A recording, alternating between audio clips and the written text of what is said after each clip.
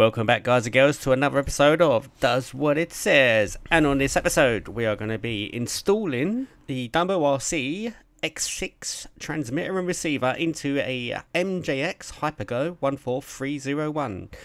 302, 303, exactly the same, or to be honest, most HyperGOs.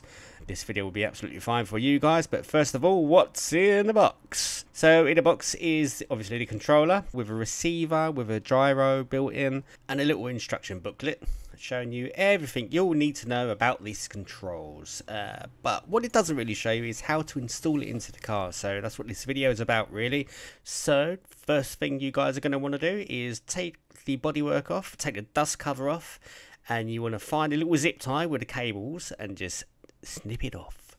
So that little zip tie in the picture, snip that off with a pair of scissors, and once you've done that, you want to take note of, if you look at this, it's the existing receiver. So you see channels 1, 2 and 3 might be upside down, but you see channels 1, 2 and 3. So pull out channel 1, which should be connected to your gyro.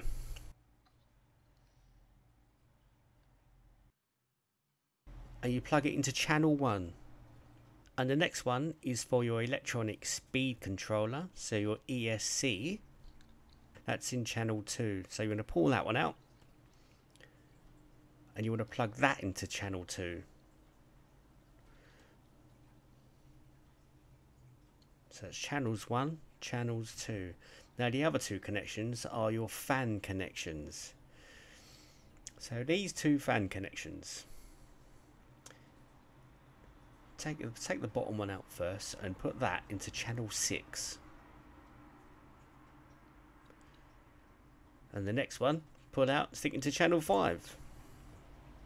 And that, guys, is basically it. That is how you install it. And once you're done, you need to pair it to the transmitter. So how you pair it is this little button on the side, little tiny little grey button.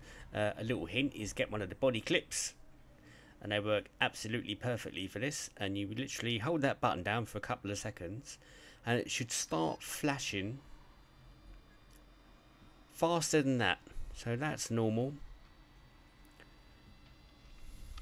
So hold it down for a couple of seconds.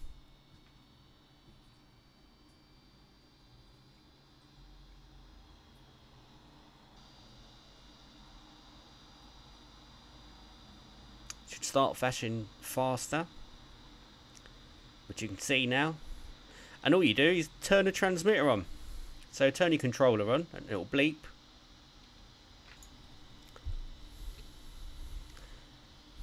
When it does bleep,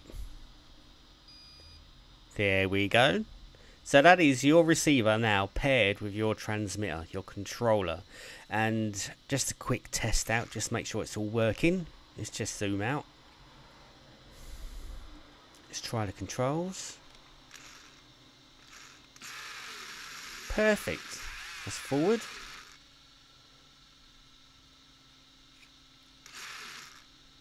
Left and right. Now what I want to show you guys, one of the little tips I want to show you, see the front wheels are wobbling. That's because the CVDs are at their full capacity. They shouldn't be turning that much. So what you need to do is you need to slow down the servo. You need to stop the servo from going full kind of turn, which is what's good about these controllers, because you could do it on the original ones and you can do it on these. So all you do is you adjust the steering on here. If you put it about 50%, if you see now, if I turn this all the way down and then I turn the controller, nothing happens. And as I turn it back up again, you'll see the wheels turning left to right. So it limits how far they can go. So I found that about on 50 on this one. So 50%.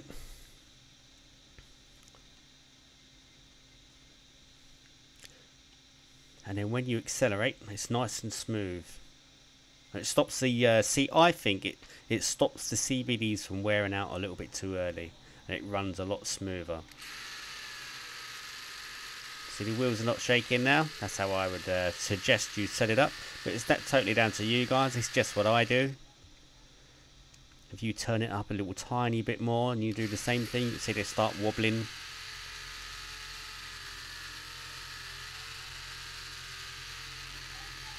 little bit there. So you do. It's about 50% really. So stick that on 50. Gives you a nice smooth cornering. Which is the good thing about this control. So even though I'm not upgrading it with a brand new electronic speed controller, which would give it a lot more response. A lot of people say do that, guys. I just haven't done it yet, but I will definitely be doing it. A good thing about this controller is, one, you can adjust that on the steering.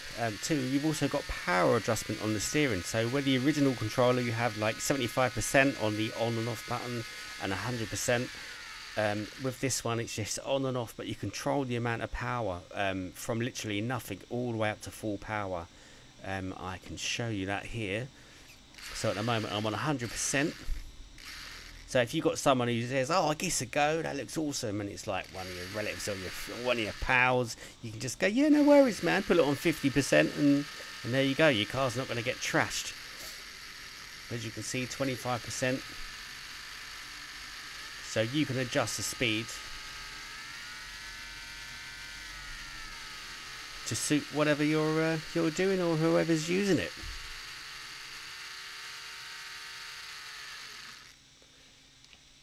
So guys, just to complete this installation off, what you need to do is you need to mount your receiver into the car. So the old one, if you just pull it off, there's a little sticker pad on the bottom of it, and that comes off quite easy, and you can reuse it. So that's one little tip for you. So pull that little pad off, stick it back down, and then stick your DumboRC receiver straight back on top of it. And that completes the install. Perfect. Fold the wires up, put them back in, and get another little zip tie if you want, and zip tie them back up. I've got one last small little tip for you. That's the XC installed. So what you want to do is you want to get your original transmitter, and you get your receiver, and you open up your battery compartment, and it fits in there absolutely perfect. So there's my last little tip for this video. If you've enjoyed watching it, please like and subscribe if you want to see more videos from me. And yeah, hope you enjoy the channel, and I shall see you on the next one. Cheers guys, take care.